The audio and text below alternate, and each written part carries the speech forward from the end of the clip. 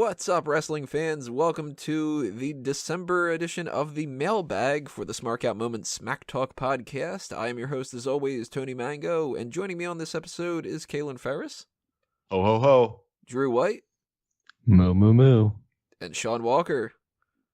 It's me, it's a retard. Yeah, we know. Yeah.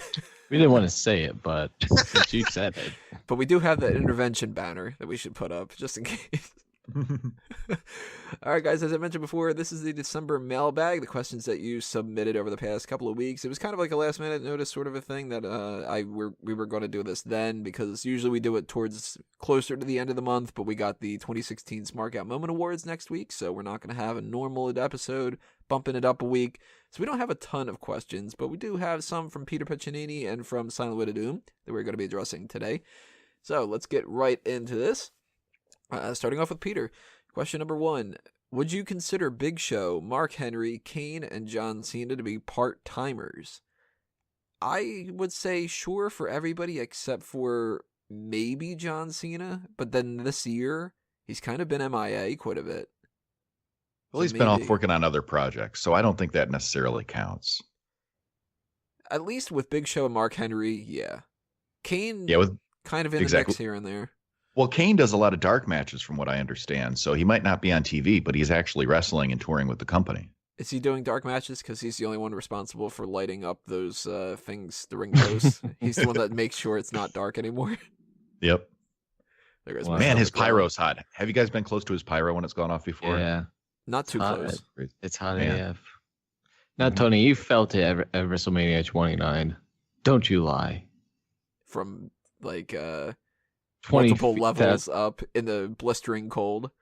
Yeah, you probably felt would it. have been amazing to feel that at that time. It was fucking freezing out. I had like 4 layers of clothes on, and I was still shivering the whole damn time, and pissed that my hot dog sucked. Who doesn't have a foil wrapped hot dog at a fucking stadium? Ridiculous. Wherever you went. Yeah, fucking MetLife. Ugh. What about you guys, though? Do you think that Big Show, Henry, Kane, and John Cena should be part-timers, or are they still classified main roster people? Well, they are main roster people, but you know what I mean. I'll always classify John Cena as like a full-time person until like he's gone completely. Yep, because you definitely know while he's there, he's like filling up those seats. You know, he's there quite often. I know this year's is an exception, but I doubt it'll be like this next year after all the time off he's had. So I would say yes, no to him, but yes to everyone else. What about Randy Orton? Randy Orton's not doing the health show stuff anymore, from what I can surmise. I wouldn't want to do the house shows. I want people breathing on me. Mm-hmm. I'd say as long as they're on TV more often than not, then they're not a part-timer. Wonder what Henry's been up to. They really don't seem to use him, and he's not been injured or anything. He's just getting fat.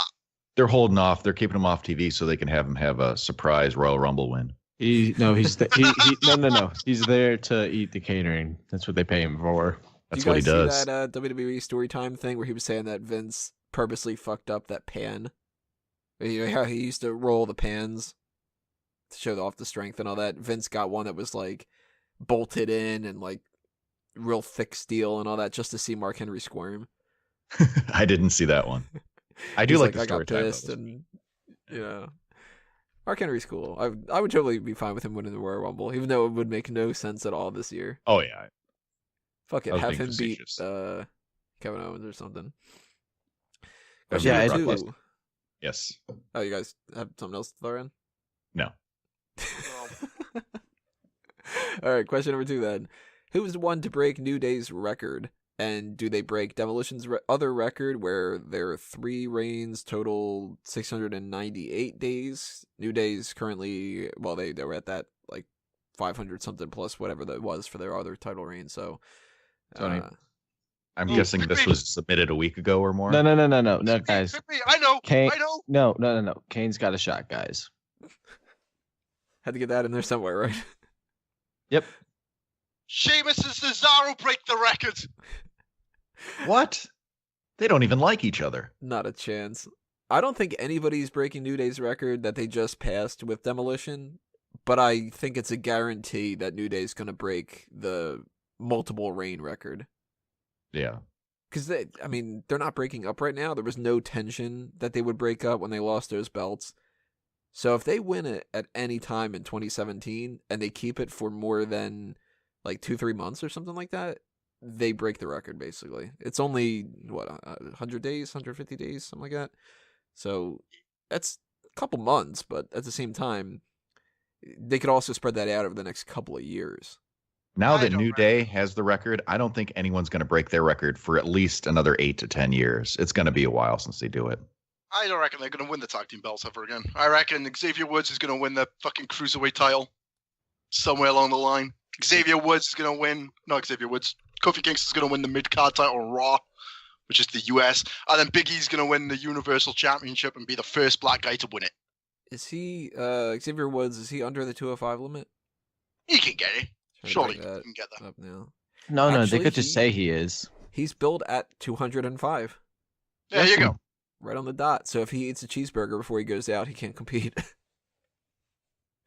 I don't know. Maybe. I mean, they could spread them around a little bit, but I think that they're going to keep them together. They make too much money. Mm-hmm. So let's see what else we got here. Question number 3, I think we're on right now. Yep. Question number 3. If you could make some trades between the brands, who would you trade? Who wants to throw in here? Seth Rollins onto SmackDown. God damn it. I would put Sami Zayn on SmackDown. I think Sami Zayn would do much better on SmackDown. Those two guys on SmackDown, then I don't have a reason to watch Raw. And then I have 3 hours of my life on Monday. I say Sami Zayn and Cesaro both could be traded to SmackDown. It'd be better. That's kind of funny. All of us want Sami Zayn to go to SmackDown. That's one of the ones I had listed. I also think it would benefit them to put all the women on one show, either SmackDown or Raw, because I think the rosters on the women's side is too thin. I say they should still move the Cruiserweight division, trade them to SmackDown for some like loose change. And to trade over to Raw that I'll never have to see ever again would be Baron Corbin, because he's fucking shit. He's what? He was who wrote to watch. Get fucked.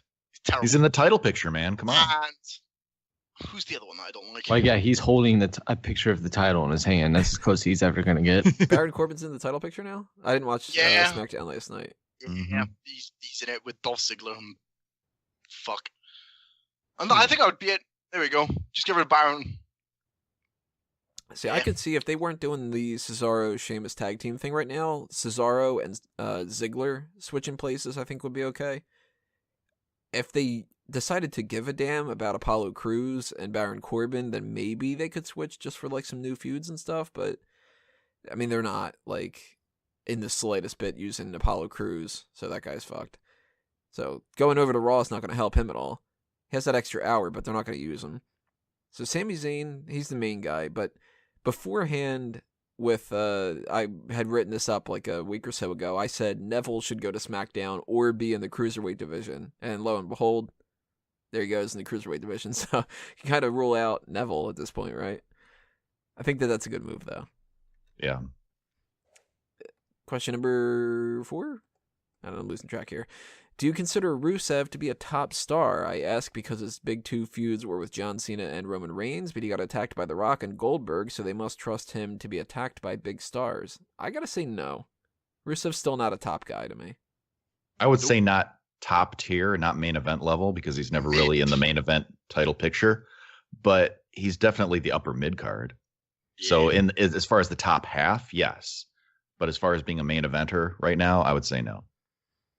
I would say if you got to put like legend status, like The Rock, Goldberg, Brock Lesnar, Undertaker, those guys, if they're like A+, and then you have John Cena is A minus is like a Randy Orton, maybe like a B+ or so is somebody like, I guess you would say maybe like Daniel Bryan, Kevin Owens or so. Like he's got his first run, not quite at the same level as Orton yet.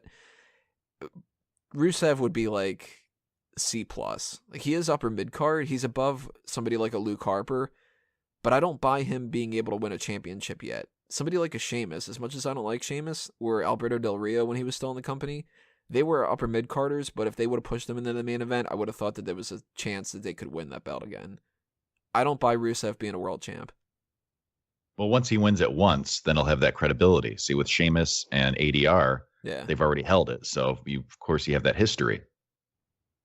Like, he could win the United States title again, and I would not be shocked. But I also kind of think they're devaluing him a little bit lately. His feud they're definitely not utilizing him as much as they should. They should be using him better. I think having gold on him is a good idea. I liked when he was holding the title. What about you, Drew? Is Rusev a top guy? No. Is Drew an awake guy? So we don't know what happened to Drew. He has remained on Skype, yet he has not said anything. So if Drew died, you're going to see an RIP episode coming up soon. I don't know. So he will probably not be answering any of the other questions going forward while we figure that out. Although, for all we know, he's going to pop up midway through and just going to be like, oh yeah, and that's why I think Rusev's top guy. So let's move on here to another question from Peter. Why do you think that Bayley and Sasha are the only two faces on Raw's women's division? At least SmackDown Live has an even 4-4, counting Eva and Mickie. I would say poor planning. Exactly. This is another reason why I was saying a couple questions ago that all the women should be on one show because they don't have enough diversity. The roster's too thin. It's because Sasha, Banks, and Bayley are the most attractive out of everybody on the roster. So that's why they're the faces. And it makes it even worse, though, too, because I want Sasha Banks to be a heel because I like her better as a heel. But if she's one of only two baby faces, that doesn't work. Yeah, see, I mean, I'm cool with her being heel down the line if they're going to do the whole Bayley-Sasha thing. If they keep doing what they've been doing with Charlotte, where they're making her, like, the only priority, then they can't turn her. So it's sort of a catch-22. They booked themselves into a corner, essentially, because they have Nia Jax, Dana Brooke. Clearly, Emelina has to be a heel. She can't come in as babyface. That's such a stupid name as well. Why can't they just call her Emma? Because nobody gave a shit about Emma. Now they're like, hey, remember she's got a nice body. And everybody's like, yeah, she does have a good body on her. And they're like, she's also going to add Lena to the end of it. I don't know. I hate the whole thing they're doing, but... Remember when WWE were taking away people's surnames? Yeah, there was like Adrian Neville, Big E Langston, Antonio Cesaro. And now, what? They're just going to get rid of Emma and just call her Lena. Alexander Rusev. Oh, wait, that was the other way.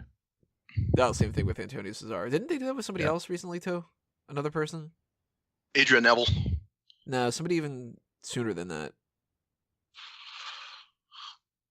Like they did the opposite with Charlotte, though. They're calling her Charlotte Flair a lot more. Maybe that's what I'm thinking of, yeah. I thought that there was maybe an NXT guy that they were doing that with or something. Damn, I can't remember. Either way, with the Bayley-Sasha thing, you look at, like, Nia Jax has to be a heel. Dana Brooke should have turned babyface by now since they had that whole sort of a split with Charlotte, but they never went with it. Paige, if she comes back, is such a bitch, and like everything that revolves around her character is that she's this bitchy, bratty little girl that it's hard to imagine that she would come back as a babyface, you know? Because if they push her as a babyface, they need to push her, and I don't think they're going to trust her enough to push her. So if they had her be a heel and have her feud with Bayley and Sasha and stuff, then they have an obscene amount of heels on Raw, and they need at least one more babyface. So I gotta just think it's the creative team not sitting down for 10 minutes and writing up a list. You know, they should have like that yellow notepad paper and have like that split between the middle heels and baby faces, and then write it down and then go, oh, wait a minute, we should probably like change one of them. But they probably don't. I think they should push Dana Brooke off a cliff. It's going to be the first time ever. They're doing a bunch of monumental, historic type of things, right? We've never had a pushed off a cliff match. Maybe she could start on a pole. Push off a pole on a cliff. That kind of thing. Another question here from Peter. What do you think of Cody Rhodes, if that is his real name, going on as the American Nightmare to go against the American Dream name? That is right. He's going by the American Nightmare on like the Indies. I had not heard that. I thought he was just Cody. Oh, he's going by Cody, but that's like his nickname. Cody, the American Nightmare. That kind of thing. Huh. I don't think it works. like I appreciate the pun because I like pun stuff, but he's not like a Bray Wyatt type. And when I think Nightmare, I don't think Cody Rhodes. Yeah, he's not as physically imposing as the name would suggest. He doesn't have weird makeup or like ominous entrance music or anything like that. He's that cocky jock type of guy. If he was still using the Stardust persona, I could see it. Yeah, that could work. Yeah. But he's totally against that. He fucking hated that. And what also doesn't help is the fact that he's got Dream tattooed on his chest. On the American Nightmare, ignore the dream thing. Yeah. So, swings and roundabouts. I like it. I think it's creative. I like the sound of it. But other than that, at least he's not doing polka dots. Yeah, a lot of people are doing the polka dots recently, aren't they?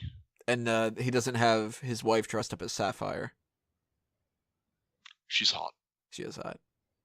Oh man, I miss her. One of the better looking women that they've had over the past bunch of years. Very underrated.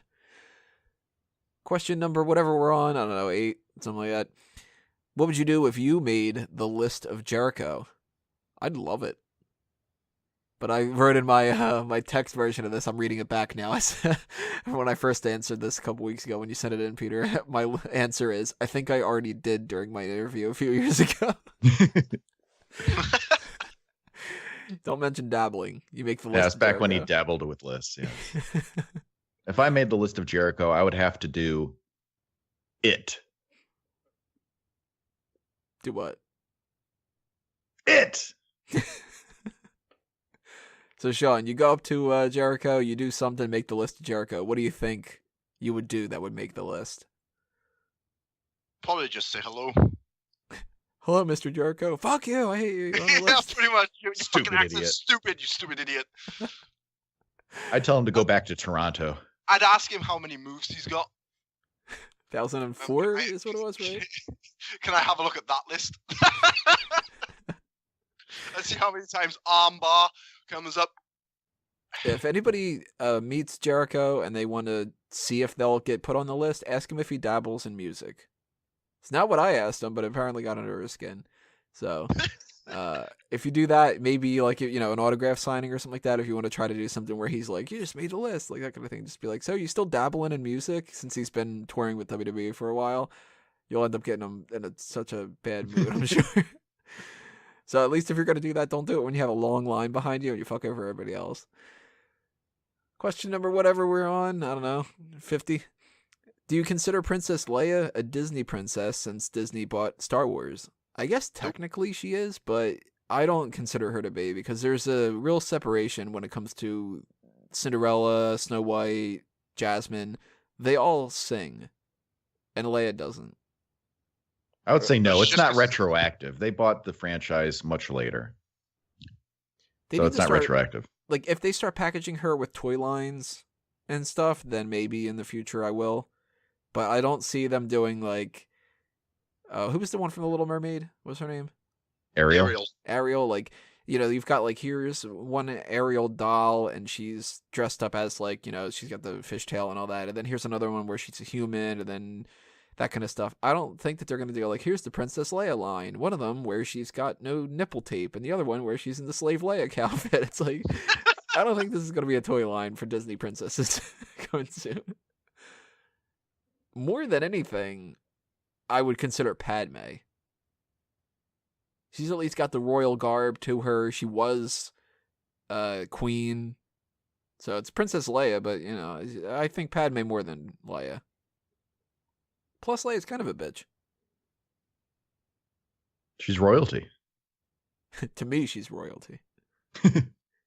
If anybody knows the name of that character, leave your comments below. Very few people remember his name because he's totally forgettable. He's like, oh, that old guy that got killed real quick. They made a big deal out of his casting. It ended up being such a waste of Max von Sydow. Question next. Whatever Or that is. Sanseca? I don't know. I think it's 9. 9, 10, Yeah, whatever. Something like 11:38. Do you think in the long run WWE will make 205 Live the exclusive home of the cruiserweights? That's tough. No. No, Isn't I the don't think so. cruiserweights the best thing on Raw at the moment? Kinda. If they Like- use them properly, it would be, or could be, but they don't let them wrestle the same way they were on the WCW or the cruiserweight, CWC, the other one. The WCW, CWC.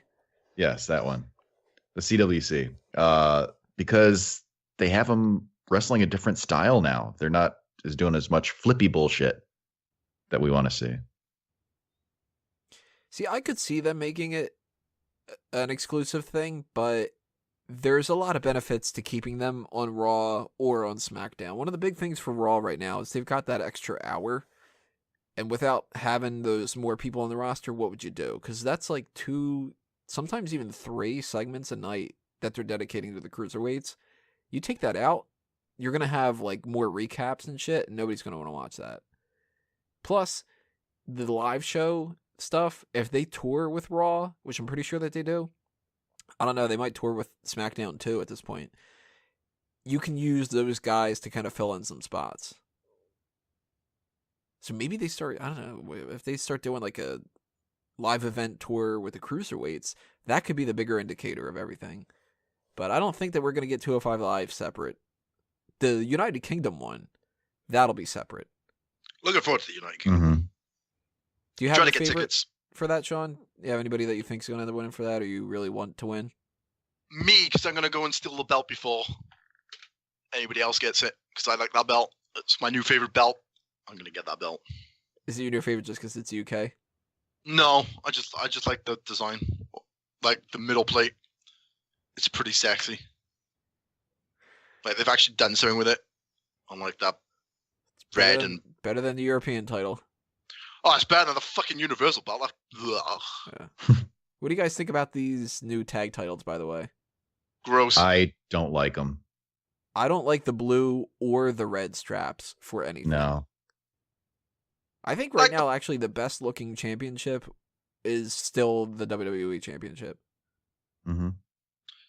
The blue and silver looks nice, but the red and gold just looks tacky to me. What bugs me about this kind of stuff is like they've got all this background noise that you can add like little accents. Like with the SmackDown women's title, you've got the blue behind the WWE logo, and that looks good. That pops. It's like classy kind of looking. Why not do that with like the blue and the red ones for the other ones? Like you can, I still hate the design of the little Spartan heads. Those are dumb. They should have gotten away with that a long time ago. But, the background filler, it doesn't need to be that the entire thing is one solid nickel. Now, it went from penny to nickels now. Mm-hmm. So, why not have like a dark blue shaded on the inside of that? And then that would make the silver stuff really pop, and then have a black strap to it. That would look so good. And then you could have red background accents for that. You still have the red and the blue, but you keep everything somewhat uniform, It'd be so much better. Actually, what? The Intercontinental title still looks good, too. That's secondary, I think. It would look better off that white strap. Get rid of it! Yeah, I'd be okay with them doing back to the black strap for that. Bring it back to the black strap already. The white was for Cody's gimmick back fucking 7 million years ago. Plus, it'd be kind of interesting if they kept just the white for the women. Because they have both the women's titles are white. Yeah. So they don't start doing fucking yellow and stuff. Which, that's another thing, too. The Cruiserweight title with that purple strap. I don't like the purple strap for that either. Oh, I don't like the Cruiserweight title. That's fucking gross. What was wrong with the old Cruiserweight title? That was okay. I mean, I like the design for this, except for the strap. That's the thing that bugs me. So it was cool to see that the United Kingdom title doesn't have, like, some green background or, some orange strap or something like that. That would be really awful. So I do agree with you on that one. The black strap on that looks pretty nice. Question, etc. How do you feel about having a WWE Hall of Famer for president? Were you at that Hall of Fame for WrestleMania 29? That one just applies to me. I did not go to the Hall of Fame that year. I had a limited amount of resources that I could pitch together when it came to all the money that it cost for all that stuff. So I had to pick between Access and Hall of Fame. And if I would have gone with the Hall of Fame, I would have also had to get an extra night for the hotel. So that would have been like an extra $100-something bucks. Nah. Nah. A couple of us did go. Dace went. I think Olivia went. I think that Urban went. And they all had fun, but they didn't really go to Access. And they were all kind of going like, man, that would have been better to go to Access and stuff. Now, I did go to Access, and that was a letdown. So I was thinking to myself, man, I really should have gone to the Hall of Fame. But at least I got a couple stories out of Access where Rikishi was like, fuck off, basically. And I gave him my card, and he was like, oh, yeah, sure. And then when I turned around, apparently, he just threw it like on the ground. What an asshole. As far as the other stuff, I'm going to tie this in a little bit more later on to a question from Silent Way to Doom. He said he's going to ask us, like, how you doing since the election and stuff. So we're going to get back to this. We're going to hold off on the Hall of Famer for the president thing, but we're going to move on to the last Peter question here. When Tony wished us a happy Thanksgiving, people made the joke where theirs is? Huh? Or when theirs is? Oh, okay, I get it. You're throwing me off a little bit here with the wording on this one, Peter. It's when I said happy Thanksgiving, people were joking about when their Thanksgiving was. That's what we're going with here. So my question, how do you feel about multinational audience that we have?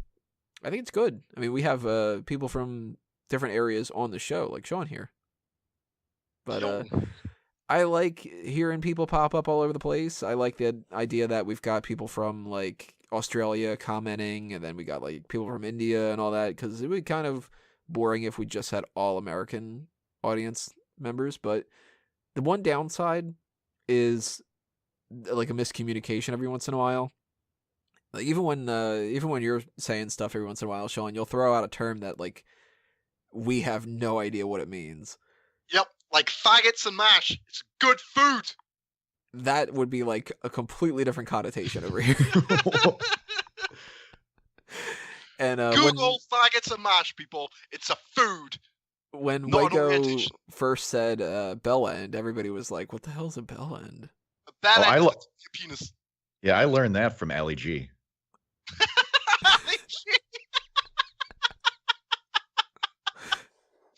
Oh. Looks like Drew might be adding us. Drew, are you back? Nope. No. Drew? No. So we also have a member of the panel right here that's so far out, God knows where, as far as locations go. He's in the void. So we got somebody from Wales, we got somebody from Ohio, somebody from Jersey, and somebody from the ether going on right now. We'll find him in Doctor Strange somewhere. He's in the background for that movie. Oh, okay. He's gotten back to us now. He said his roommate is arguing with her boyfriend and vacuuming. So it's too noisy for him to be able to come in. So that's why you don't hear Drew on this, guys. If Drew later on has a chance, he'll leave some comments or something like that to answer these questions, I guess. But yeah, what do you guys think about having a multinational audience? I think it's cool. Having different perspectives gives us something that we might have not thought about before. But like you said, sometimes communication's a little bit of a difficulty, but most of the time we're able to figure it out. So the more, the merrier. I totally 100% agree. Though if there's any Asian ladies that want to get in touch with me, my telephone number is 07583022148. Give me a call. You're going to get calls from completely other people now. You can hook up with Carl Anderson's hot Asian wife. She might have some friends. But Sean, you were originally a non-American fan of the show. That's how you got involved with this kind of stuff. Yes. So what was it like being somebody from the opposite side of things? Well, considering all the TV shows I watch are American-based, it's exactly how I would imagine it to be. The same fucking thing. Well, that's good to know. Crossing over the pond doesn't change all that much, right? No. So let's start getting into Silent Way to Doom's questions. Number one, what's your favorite holiday movie? Hands down, no question, Home Alone. Every year I watch Home Alone 1 and Home Alone 2. I usually watch Bad Santa. I actually haven't watched all three of these yet, and we're the 21st, so I got to get down to this. I might watch them today. I don't know. Got to make sure that I can eat pizza, because I refuse to watch Home Alone unless I know that I'm going to be eating pizza. And, God, Home Alone 3 is awful. That doesn't count. There's even a fourth one, I think. And Yeah, there is a they- fourth Home Alone. They don't exist. No, it's Home Alone 1 and Home Alone 2, and then Bad Santa. I don't think I really watch anything else as far as Christmas movies, but every once in a while I used to watch some other ones. I actually, for the first time ever, watched It's a Wonderful Life only like 3 years ago. I had never seen it before that. I like that one. It's good, but I don't think I will probably ever watch it again because it was fucking boring in certain parts, you know. Well, George's house and fucking whatever his house. Like, where's all my money? What about you guys? What do you got for favorite holiday movies? For me, I'd have to say ones that aren't necessarily centered on Christmas, but are set during Christmas. So I would have to say something like either Die Hard or Gremlins. Yippee-ki-yay, motherfucker! That was going to be my answer. I was hoping one of you Die guys Hard- would have brought up Die Die Hard. Hard is a Oh, yeah. Christmas movie. I don't care It what anybody is. says. Die It Hard is a 1, Christmas movie. Die Hard 2, both Christmas films. Also, there's a Lethal Weapon that's based around Christmas. Also a Christmas film. Shane Now Black I got a machine loves- gun. Ho, ho, ho. Shane Black loves Christmas, so even Iron Man 3 is a Christmas movie. That all takes place during Christmas. Yeah, I guess so. What are some There you weird go. movies that take place during Christmas that aren't really mainstream Christmas movies like that? I try to Google this in the meantime. Let's see. 15 movies you would never believe are actually Christmas movies. Tinker Tailor Soldier Spy, never seen it. While You Were Sleeping, never seen it. Rocky 4 is a Christmas movie? I don't remember that. Yeah, Rocky 4 was set in Christmas, yeah. That's when Balboa goes to Russia and it's during Christmas time. Drago! Oh shit, Batman Returns. I forgot about Batman Returns. Oh, It's a yeah. Christmas movie. Yep. Life of Brian, never seen that. Eyes Wide Shut, I only watched that one time and I still have no idea what the fuck goes on in that movie. Kiss Kiss Bang Bang, Harry Potter and the Sorcerer's Stone, LA Confidential, Gremlins, Trading Places, In Bruges, I forgot Less Than about Zero. Gremlins. Gremlins is Not a a, good not a film. big fan of Gremlins. You never Gremlins. seen Life of Brian? You need to go back and watch that one. It's I've good. I never like seen that it. better than Monty Python and the Holy Grail, actually. You would like it, Brian.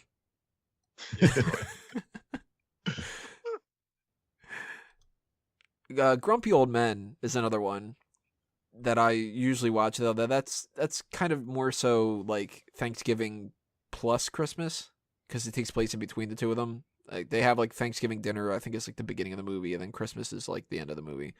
But I love Grumpy Old Men. That's another great one. The other question, or Sean, you didn't go yet, did you? Die Hard. Lethal Weapon. You know, it is what it is, mate. Actually, I we don't- watched I- Lethal Weapon the other day, just because I was like getting into the holiday season. I don't normally watch Christmas films. I'm not a big fan of Christmas films. Like, they're too happy for me.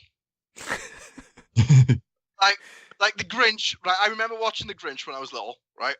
And the little girl in that movie, right, Cindy scared the Lou Who? living shit out of me. They're Because creepy she looking. was way too fucking happy. All right, I know it's Christmas. You're supposed to be happy and shit, but in reality, everybody's depressed as fuck, and they want to stick their head in the oven. So if somebody Sean's makes heart- a Christmas film like that, where there's a bunch of suicide, then I'll watch it. Jesus Christ. Speaking of which, Black Christmas, good Christmas film. Sean's go. heart shrunk 3 sizes that day. Yeah, I guess so. Kind of a piggyback off of that. Silent Way to Doom. Second question is, what's your favorite holiday episode of a TV show? I first thought the Festivus episode. That's what of I was going to Seinfeld. say. That's one. I have 2. That's one of mine. That is such a good episode in so many ways. And it's not even like, I mean, half of the story isn't even the Festivus thing. It's the whole bagel place. Yep. But a Festivus for the rest of us, giving donations to the Human Fund. I fucking love that episode. And the feats of strength and the fucking poll. Oh man, Festivus is great. Simpsons, of course, they have tons of great Christmas episodes. I was going to say Futurama with with Santa Bot. I don't love the Futurama Sandabot stuff all that much. I should, because I love Futurama, but I don't go straight to watching that every year. No, I mean, it's not a regular one, but it's a good one. Now, as far as The Simpsons goes, I'm trying to think of like what would my favorite ones be from The Simpsons, and the first one that I can think of, obviously, you got to go with the first episode. Of Simpsons The roasting on an open fire. But Is that beyond that, the Bone Storm one Yeah. I Marky like the Not Bone Proud. Storm one. That's great. That's yeah. good. Buy me Just get some Bone good Storm or costume. go to hell. Buy two. I'm not sharing with Caitlin. That was the same one too, where he oh no, that wasn't one. I'm thinking of a different one where it's the game system and it's the I can still please you to the max. I forgot, that's a different episode. That might have been a holiday one though too. I don't know. I think about the episode where Bart burns down all the Christmas tree and Was that the presents and stuff. Funzo one, or no? That might have been a different one. Ooh, no, I think Funzo's a different one. Fins was Yeah. later, I think, or Fins was Yeah. before. This is where they act like they got it all Yeah. stolen, and then Mhm. it's little Bart's truck or something, and little Homer's sausage. Yeah. Those are good. Mr. Hanky the Christmas Pooh, of Mhm. course. hmm And something that I'm sure nobody else is going to bring up, and a lot of people probably don't remember it either, but this was great when I was a kid, and I loved the episode. There was an episode of the Batman animated series, the Bruce Timm verse, where it's like a bunch of holiday themes. So they fight like Clayface, and they take him down by electrocuting him with Christmas lights. And the best part about the whole thing, though, is it ends with Batman having coffee with Jim Gordon. And they make it a point to say that they do this every year, and they're like, it's kind of like the end of the Christmas, the beginning of the new year, that sort of thing. And he's like, another year down, and like we're still alive, basically. It's like this real like kind of like subtly morbid thing that they do, and very quickly they drink a cup of coffee, and it's just kind of like, all right, cheers to another year and whatever. And Gordon says, oh, and if I could have one of your famous cheesesteaks to go, I'll be on my way. And he turns around and Batman's left already. You know how he just like pieces out, and there's change and like some dollar bills on the thing, so he's paying for it. And he's like, one of these days I'm gonna get the bill. And it's just like this weird Batman moment that I fucking love because I'm a huge Batman fan. But I always go to that one too. That's another great one. What other ones we have in mind here? I'm trying to think of maybe like a How I Met Your Mother one that was really good. The Slapsgiving and stuff comes to my mind, but I can't think of the Christmas ones. That's Always Sunny in Philadelphia, the animated one. That was kind of weird. I don't remember that one. It was like a claymation thing. Oh, where they're in the hospital. Mm-hmm. And he's like the delusions and stuff. Community has a good claymation one. Britta Bot program badly, the whole thing. And then where all the Santas are coming over to see Charlie's mom. Oh God. And then one of them gives him a fucking banana as a gift. I can't think of a Family Guy Christmas one. Now that I'm thinking about that. Family Guy's Christmas specials tend to be kind of shite. The only one I can think of is the one where he wants to kiss VHS tape. Oh God. It's like maybe the first one. I haven't watched Family Guy in like 3 years. Yeah. Well, mine personally is the US Office. Their Christmas specials are fucking fantastic. Never seen it. Love it. Any Doctor Who Christmas special. Never seen it. Great, especially the one where David Tennant is on the Titanic. Great fucking That's a episode. Christmas episode? Yeah, it's a Christmas episode. Yeah, him and Kylie Minogue on a spaceship called the Titanic. It's great. Kylie Minogue's pretty hot. Yeah, she is, especially in that. But she wears this French maid outfit. I don't know. Definitely worth a watch. Her peak of being hot was probably in that Street Fighter movie. Oh God, that was awful. It's freaking awful. I gotta rewatch that at some point. It's a guilty pleasure though, same as Mortal Kombat. All right, what about your favorite Christmas song? Fuck it, why not it? Impromptu question: favorite Christmas song? Oh, Holy Night. Number 2 would Drummer have to be Carol of the Bells. I'd probably say "Rockin' Around the Christmas Tree" by Brenda Lee. See, this ties back to the Home Alone thing. Any Christmas song that's in Home Alone, I cannot think of anything other than Home Alone when I hear it. So I heard "Rockin' Around the Christmas Tree" the other day when I was coming back from driving fucking somewhere, I don't know.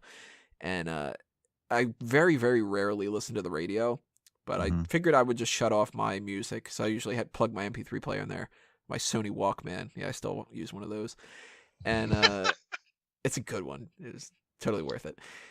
I turned it on. It was like whatever the station was, some kind of generic fucking station or whatever. And they played "Rockin' Around the Christmas Tree," and immediately my mind goes to the whole scene with the Michael Jordan cut out in Home Alone and all that. And like if anybody's playing "Run Run Rudolph," I think of them running through the airport, and you know that's kind of like almost ruined some Christmas songs for me. But See, not me. Night. Because Home Alone came out in 1990. That was when I was a teenager already. So I had to known all these songs for many, many years already. I was 3. So, so knowing, it doesn't really ruin it. But I understand what you're talking about because there are certain songs that I associate with things now. Silent Night's a good one. I really hate a lot of Christmas songs though. Like I hate When I Saw Mommy Kissing Santa Claus. Mm-hmm. Mhm. I hate that song. It's pretty terrible. Now, can we all agree that Simply Having a Wonderful Christmas Time by Sir Paul McCartney is probably the worst Christmas song ever? As much as I like Paul stand that McCartney. one. Because it's not the real Paul McCartney. That's why. It's really awful. I If don't it like was the anything real by the Paul Beatles, McCartney, though. it would be a good. Whenever song. I'm listening to the radio and that starts and I hear that wah, wah, wah, the sound, I'm like, oh, fucking turn it. Hurry up and change it. Oh, my God. It's Do you really guys know bad. that? What's that? I love one the with Beatles. Love the Beatles. I'm not a fan of the Beatles. I have one Beatles song, and it technically doesn't count because it's a lounge instrumental cover of "Hey Jude."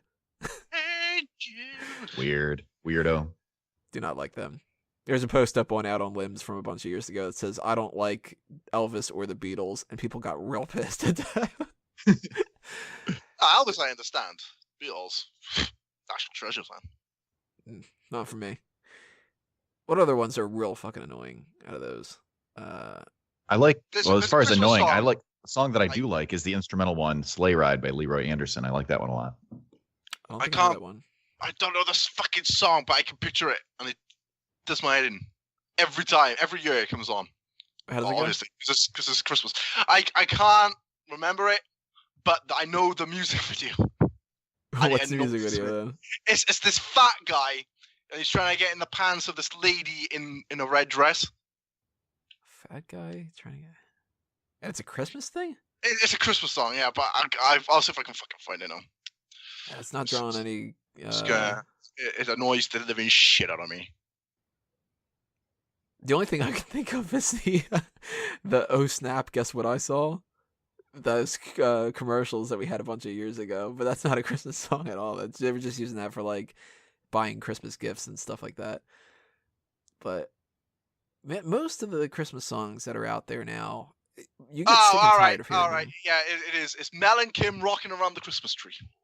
Oh, the one we were mentioning earlier. That has a that's music the video song. about that? Yeah, it's fucking terrible. Rocking around the Christmas tree. You don't like that Oh one? shit, I forgot. I do have a Christmas film that I watch religiously every year, which is The Muppets Christmas Carol. That's a great one. Oh man, I haven't watched that in years. Now that you brought it up, I'm probably gonna have to watch that with Rizzo and the Mhm. little bunny that's always singing about the turkey and shit. I only like it because Scrooge is a miserable fuck.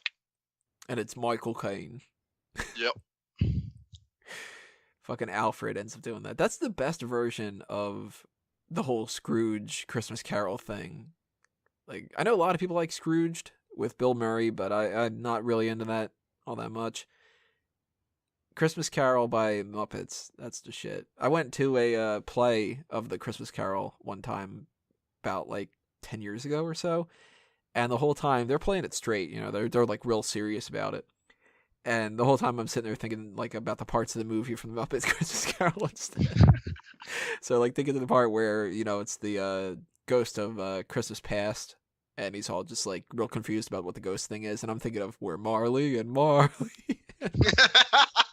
I'm laughing in the fucking theater, and people are looking at me like, "What are you laughing at? This is like a classic, and you should not be, there's nothing funny happening now." And I'm just imagining these fucking Muppets with these chains and stuff.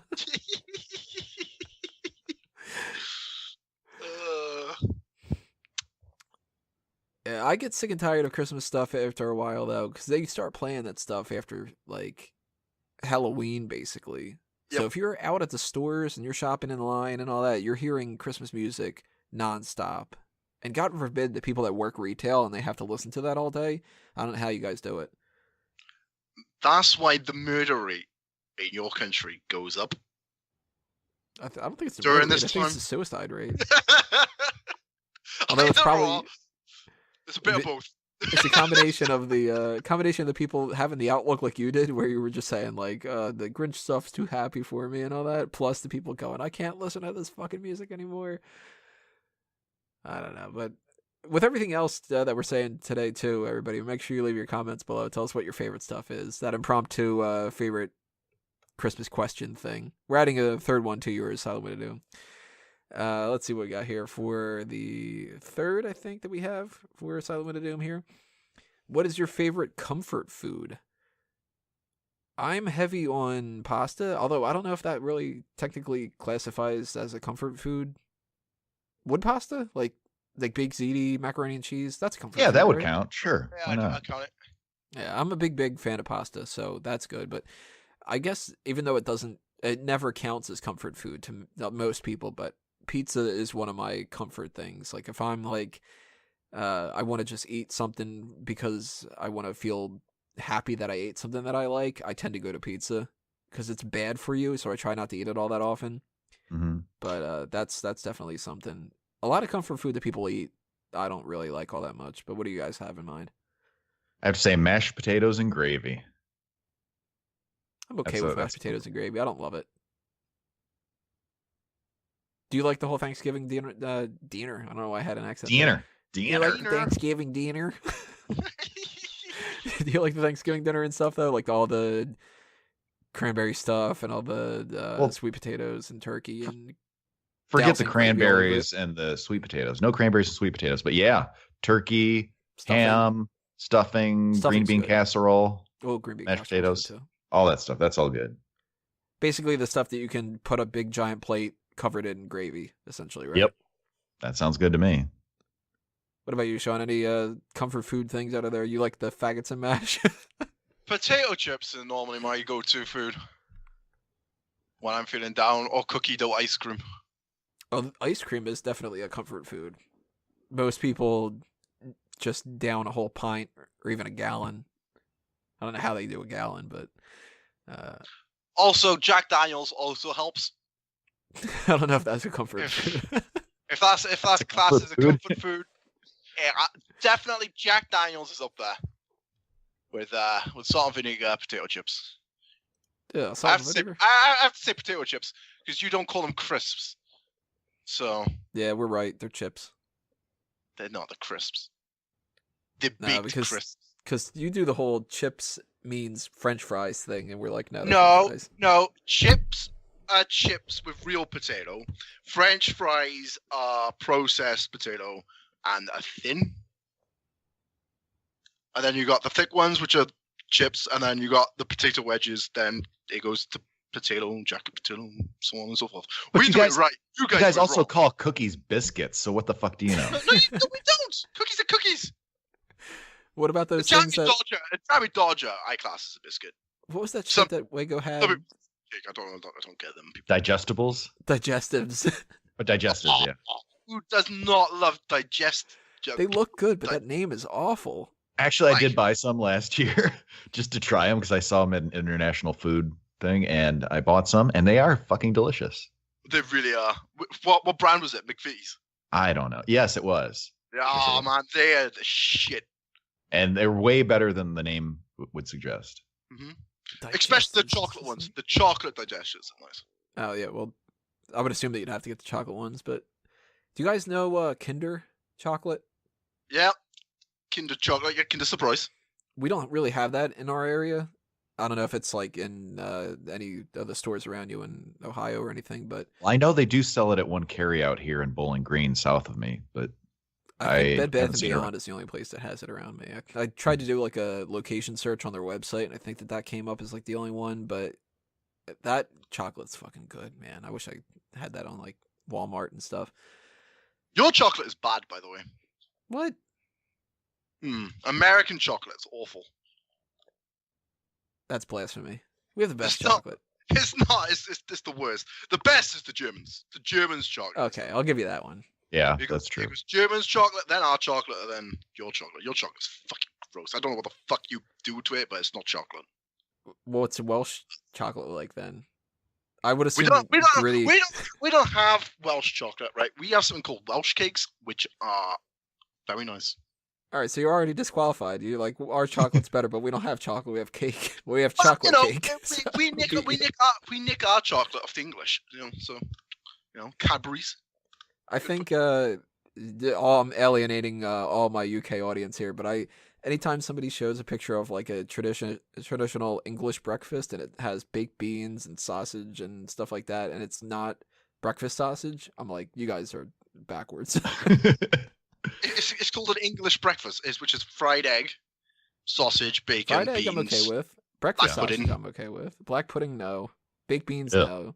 Baked beans go with like hot dogs and shit for like a cookout.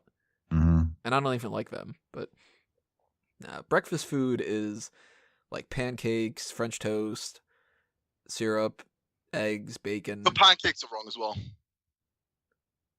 Blasphemy. Isn't the main thing that you want to go to America for all the time the food? Yeah, well,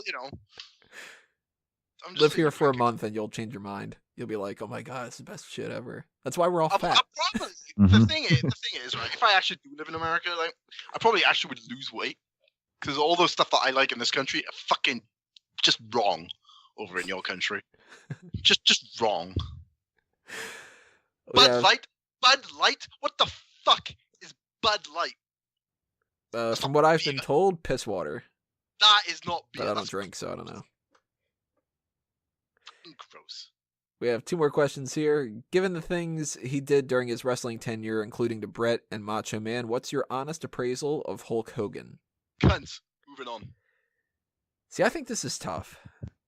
Because I think there's no argument. Hulk Hogan is the greatest professional wrestler of all time. Now, he's not the best in the ring by far. That's, Shawn Michaels blows him out of the water. And even somebody like The Undertaker has both a better character in some ways and better in the ring. But nobody passes Hulk Hogan as far as like a pop culture icon. Mhm. Savage came close. He was like on par with him in a lot of ways, but even Austin was popular as hell in the wrestling circle. He was not Hulk Hogan. If you smell what The Rock is cooking, just saying, but The Rock is the only other person He's who's getting close, transitioned. yeah. Yeah. getting close. I would say he's on par, right? Yeah, I He suppose, because surpassed Hulk Hogan. I don't know about that. Well, look at it this way. Hogan was the top of the wrestling organization, and so was The Rock. But The Rock also shared a little bit of the spotlight with Austin. So, you can kind of... And I'd say it's a generational thing, too, because if you're asking people, say, 40 and over, they're more likely going to know Hogan over The Rock. If they're 40 Right. and under, probably The Rock over Hogan. So The only And thing clearly, The Rock Rock's a hasn't- better actor. The Mhm. only thing The Rock hasn't done that Hulk Hogan has done is a sex tape. That we Not know yet. of. That we know of. Yeah. But now, at the whole women's division aside, I'd say that Hulk Hogan, based on what I know about him from backstage, better encapsulates the word diva than any of the women ever been on the roster. That's a good point. Maybe that's how they're going to bring him back. They're like, well, we don't really want him to be a part of the main roster anymore, but he could be a part of the women's division. He'll be the one sole diva left. But as much as you can throw out there like his status as like a pop culture icon and stuff like that, he does have a lot of negatives to him. But you can make the argument all he did was his job in a lot of ways. Like, Vince McMahon knew that Hulk Hogan was where the money was at, so he was going to push him no matter what. Hogan's influence on that could have fucked some people over, but in the long run, would it have made that much of a difference? Like, Hogan was going to keep those championships for as long as he kept them. And it sucks that a situation like with Bret Hart, that they had Bret lose to Yokozuna, and then Hogan win it right afterward. But then Hogan dropped it to Yoko, and Bret won it back. So in the end, it worked out better, I think, for Bret, because he had that whole year where he was building up steam, and like even Luger was big around that time, and Bret was the one who was surpassing him. Bret got an extra title run out of the whole thing. And he was the champion, so it was like, you got to lose it at some point anyway. I think Bret's a little butthurt when it comes to that. Macho Man should have maybe won the title another time. Piper, of course, we've argued he should have won the title, but were they going to give the title to Piper and give him a 2-year reign? No, it was Hulk Hogan. Piper was the one who was challenging him. Perfect was the one challenging him. The money was in Hulk Hogan as champion. So he wouldn't have fucked over people to a point where that would have changed too much. You know what I mean? Vince would have still had Hogan on top.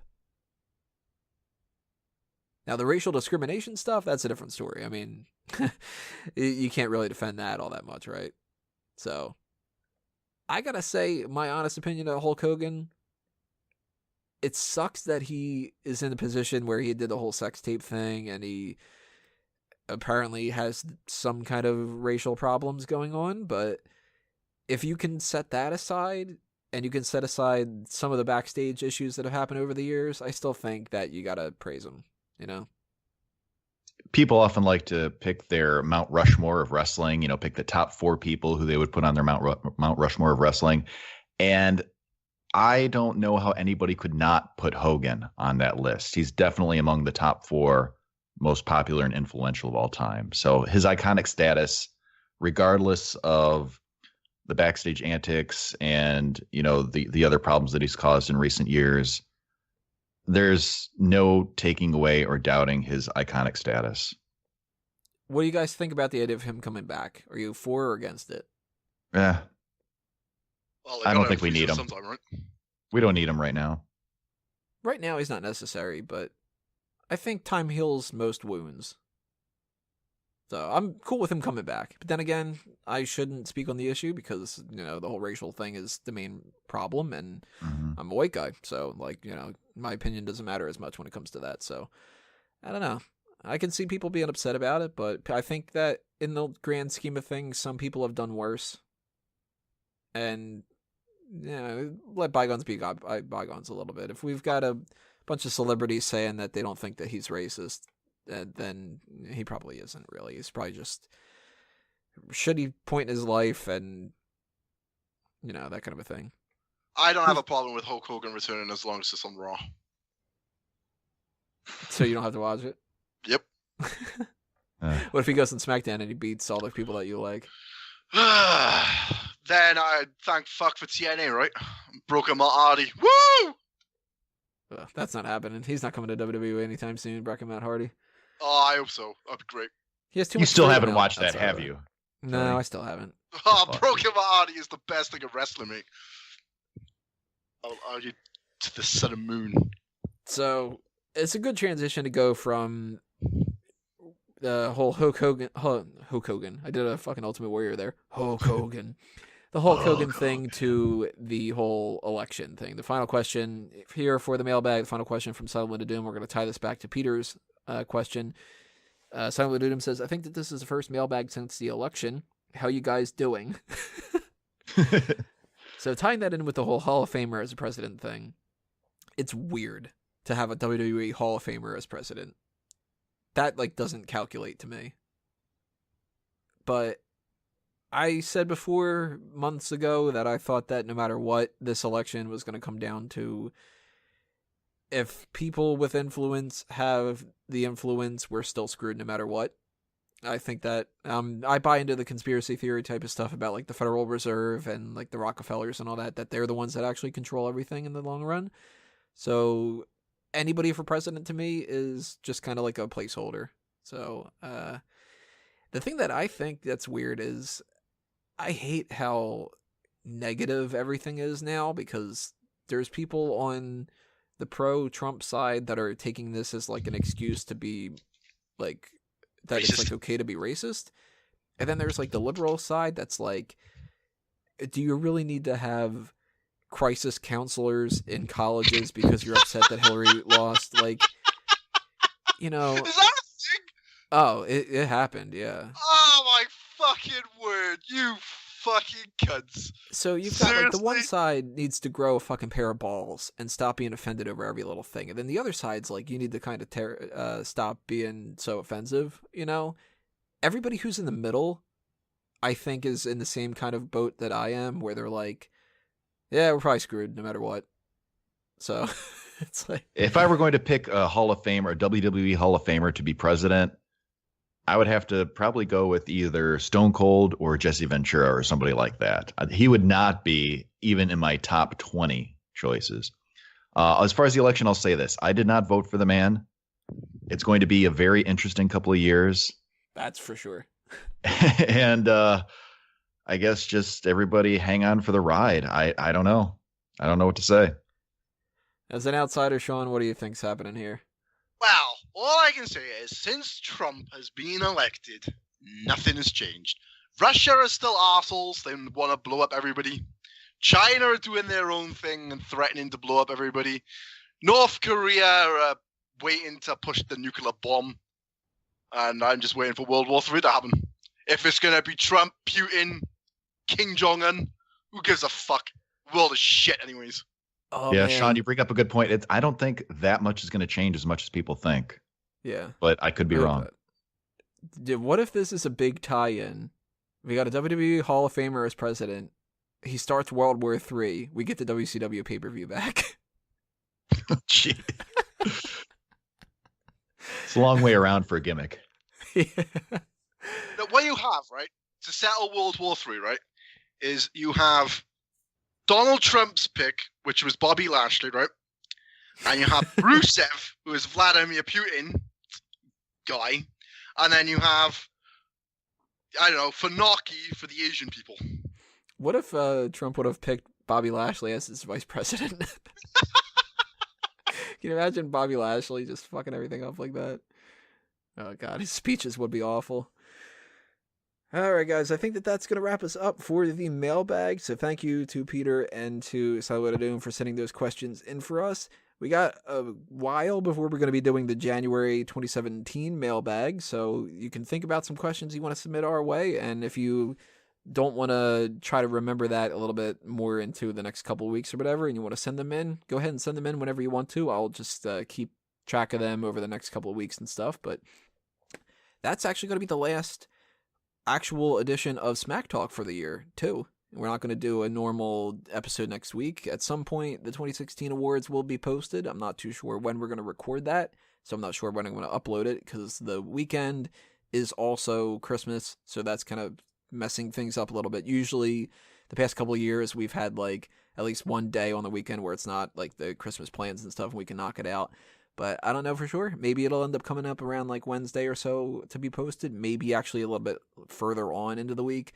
Just be patient about that. And, you know, it'll be posting eventually. In the meantime, I am posting my choices a little bit each day on the website if you want to do that. But there's no explanation for anything. It's just sort of like New Day's the best tag team of the year. Find out why later. That kind of a thing.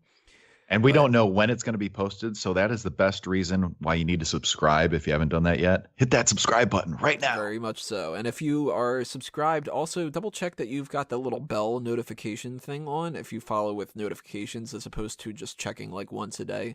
That's something that's glitching out with YouTube right now, apparently. So another way to always know when we have stuff posted is to check the Facebook and the Twitter accounts, because I always have things automatically posted there. Or you can just continually go to smarkoutmoment.com and keep refreshing stuff. You know, the homepage is pretty much laid out the way that you should be able to find stuff, so it's not too hard. Just go to the homepage and pretend you're Brock Lesnar. F5, F5, F5. Or if you're an Asian lady, go back, give me a ring. Yeah, you could always call up Sean's number that he has on there. Or that other number that we kept posting on the Raw Post show every once in a while. Can't remember what it was. There was a 2 in there somewhere. Call everybody with a 2 in their number. Ask them if they've got a meatball parm. Tie that back to the All Talk show. Hopefully the All Talk show maybe in the future will end up coming back. I don't know. Maybe a little Christmas gift or something. But last for us to take care of is to just throw out some plugs. So, Kaylin, anything you want to toss out there? I'm on Twitter at Kalen Ferris, and have a Merry Christmas holiday and New Year's and all that crap. Sean, anything on your end you want to plug? Twitter.com/Sean SC. Oh shit, there goes everything. Sean SC2K37, Twitch.tv 1989, where I'm doing a bit of Pokemon at the moment.